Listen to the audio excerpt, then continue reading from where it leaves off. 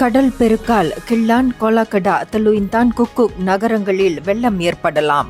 நாளை வெள்ளிக்கிழமை தொடங்கி தீபகற்ப மலேசியாவின் 4 இடங்களில் கடல் பெருக்கால் வெள்ளம் ஏற்படும் அபாயம் உள்ளதாக மலேசிய நில அளவு வரைபட இலாகா வெளியிட்ட ஒரு அறிக்கையில் கூறியது.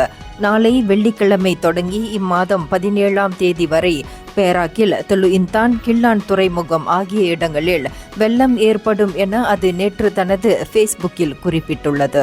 அதேவேளையில் ஜொகூர் மாநிலத்தின் குக்குக் நகரம், கடா மாநிலத்தின் கொலகடா ஆகிய பகுதிகளில் இம்மாதம் 16ஆம் தேதி முதல் 18ஆம் தேதி வரை வெள்ளம் ஏற்படும் என அது கூறியது.